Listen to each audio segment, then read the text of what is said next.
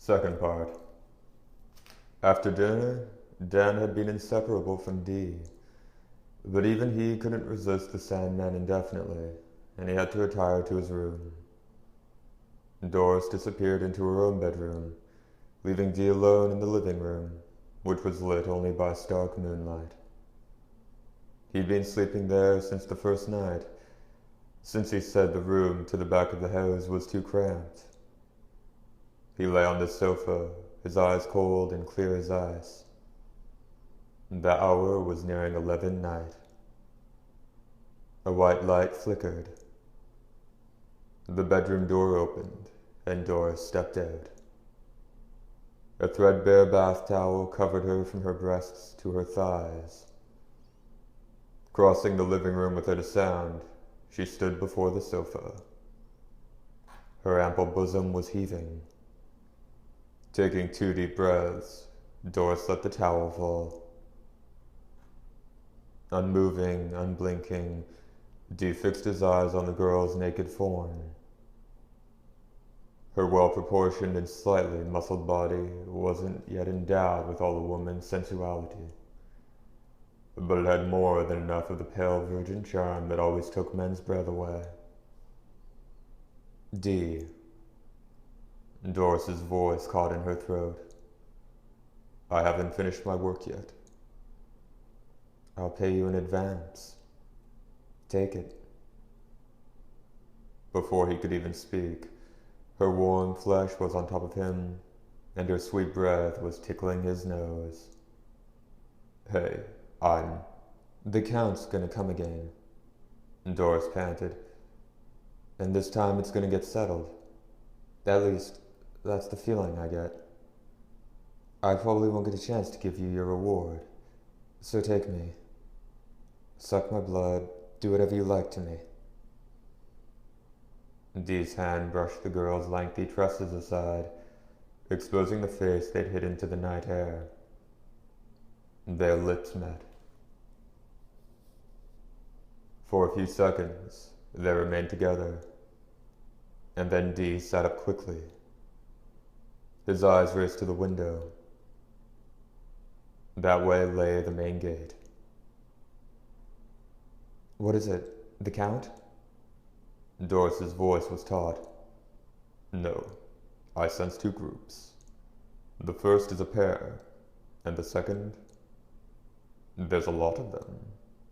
50, no, close to 100 strong. 100 people. Go wake Dan. Doris disappeared into her bedroom. Page break.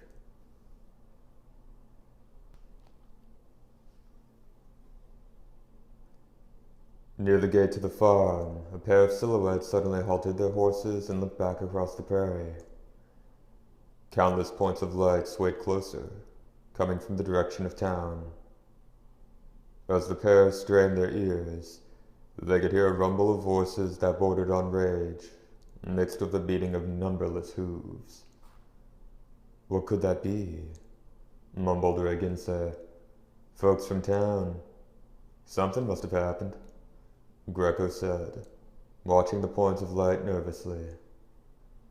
Those were flaming torches. At any rate, we do well to conceal ourselves and see what transpires. The 2 of them quickly melted into the shadows of the farm's fence. They didn't have to wait long. The procession of villagers assembled before the entrance to the farm shortly after they'd hidden themselves. Greco's brow furrowed. Leading the pack was his father, Mayor Roman. Steam was rising from his bald pate. Around him were his family's hired hands, all armed to the teeth with crossbows and laser rifles. The villagers carried spears and rifles as well. More than half of them looked like they'd just been dragged out of bed, dressed in pajamas and slippers. Humorous as it appeared, it testified to exactly how serious the situation had become.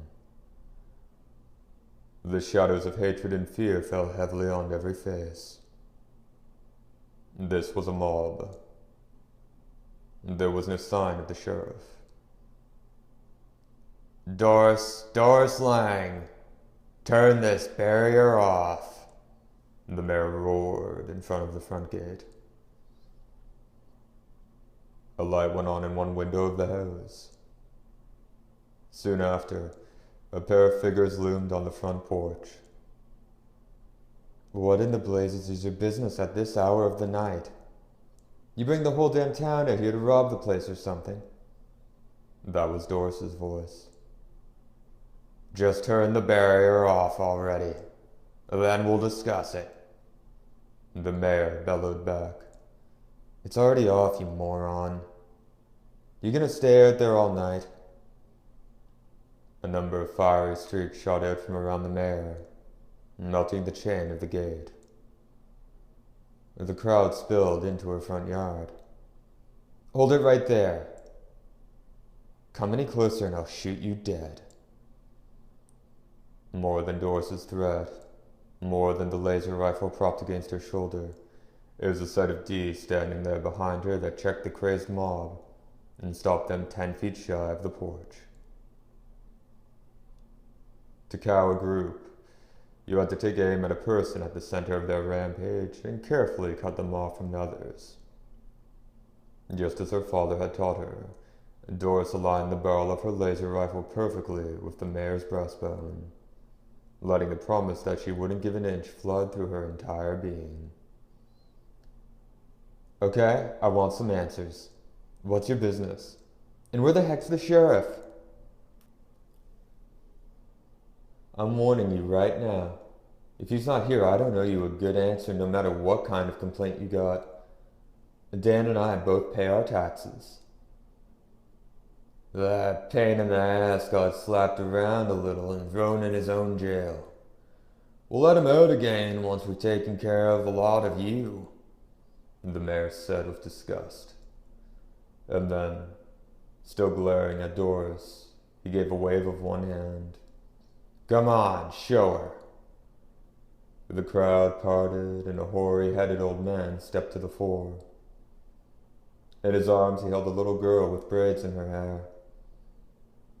Mr. Morris, is Lucy? Doris began, but swallowed the rest of her words. 2 repugnant streaks of blood marked the girl's paraffin-pale throat. There are more. With the mayor's words as their cue, 2 pathetic couples came forward. The miller Fu Lanchu and his wife Kim, the huntsman Machin and his spouse. Both couples were in their 30s, though the wives of both men were still renowned in the village for their beauty. The sight of the women, now held up by their husbands as their vacant eyes pointed to the heavens and fresh blood dripped down their throats, told Doris everything. The Count did this, the ruthless bastard? That's right, Machin said with a nod. The wife and I were tuckered out from a hard day's work and headed off to bed early. And not long after that, I woke up feeling chilled and found my wife not by my side where she should be, but standing over next to a wide-open window, glaring at me with these burning eyes. And when I jumped out of bed to see what the hell was going on, the miller, Lanchu, picked up where Machin left off. All of a sudden, my wife said in a man's voice, Give me Doris Lang. If you don't, your wife will remain like this forever, neither alive nor dead. He said those exact words. The moment she stopped speaking, she just keeled over, and she hasn't moved or spoken since.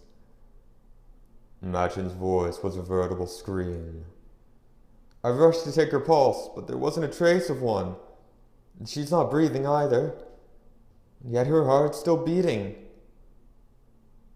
Now, I don't believe any of what Greco was saying. Or at least I didn't, said Mr. Morse. Knowing you, I figured if some vampire had bit you, you'd have done away with yourself. Why, if it was true, I thought I'd lend what aid an old fool could and help you destroy our Lord. But why did my granddaughter Lucy have to suffer in your place? She's only 5. The old man's teary, grief-stricken appeal gradually brought down the barrel of Doris's weapon.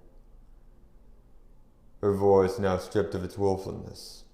Doris asked, "So what are you saying we should do?"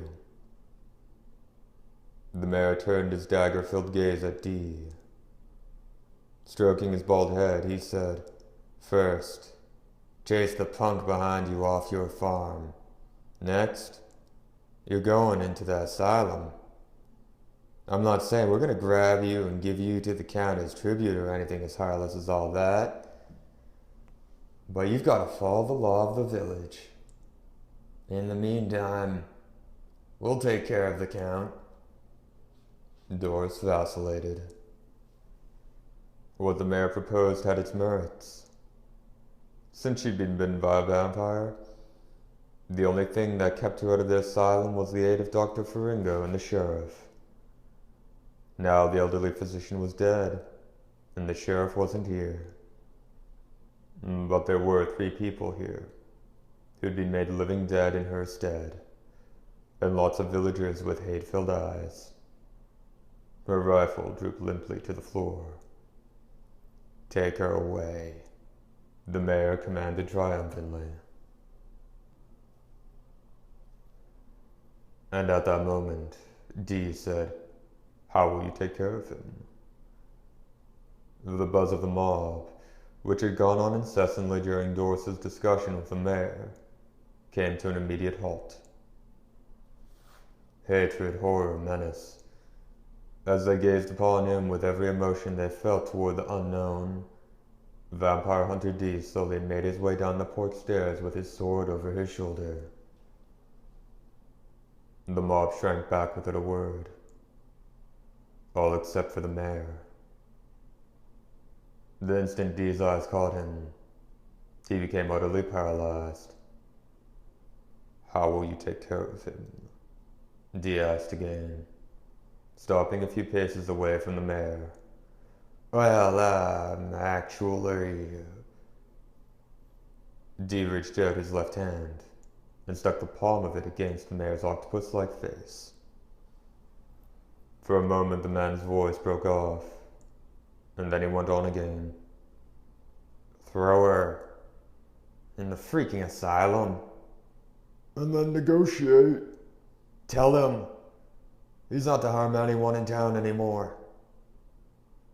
If he does, we'll kill the love of his life." The mayor's face twisted and beads of sweat formed chains across his brow, almost as if he was battling some titanic force within himself. "After we talk to him, we tell Doris we destroyed the count or something. Let her out. After that, he could do what he liked. Make her one of his kind. Bleed her to death. Whatever. You're the devil, you little punk. If you give Doris any more help, aren't you the cooperative one?" D took his hand away. The mayor took a few steps back, his face looking like whatever demon had possessed him had just left. Beads of sweat streamed down his face. "This young lady hired me," D said darkly.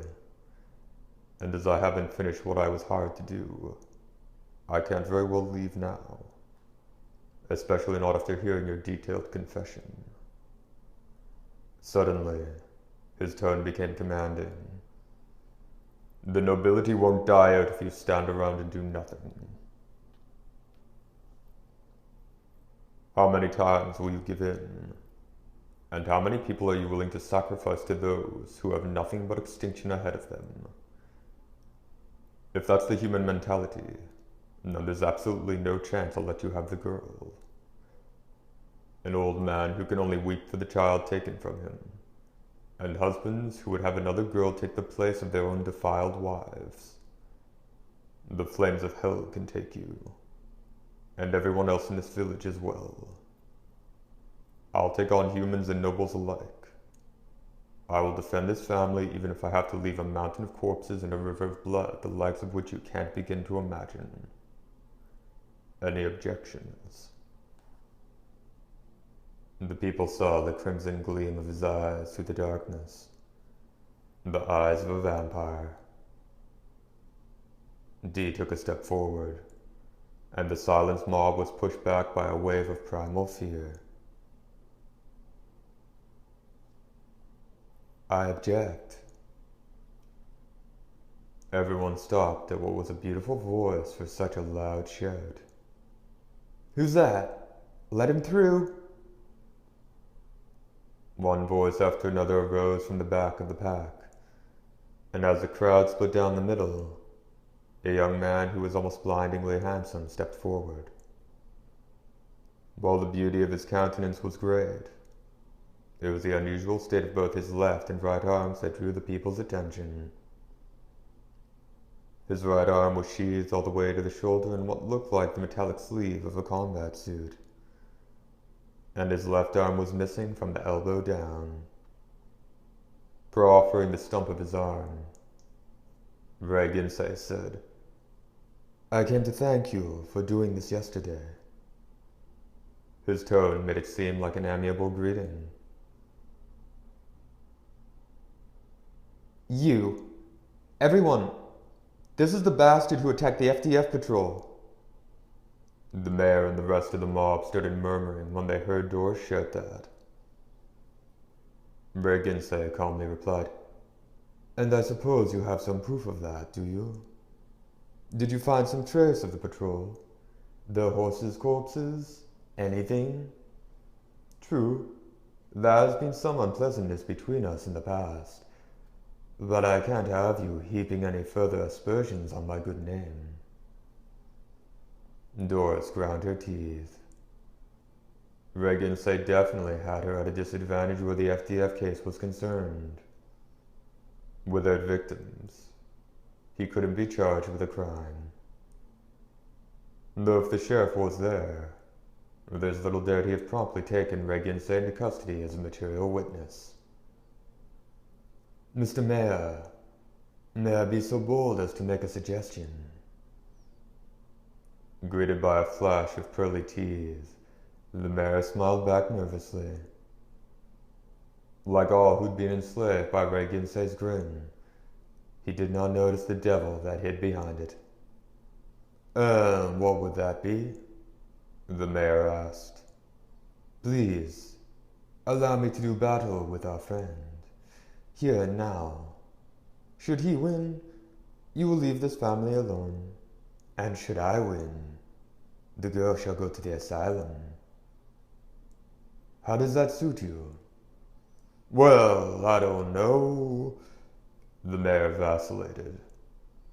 His position really wouldn't allow him to entrust a matter of this magnitude to a man he didn't know in the least, particularly someone as shrouded in suspicion as Regense was.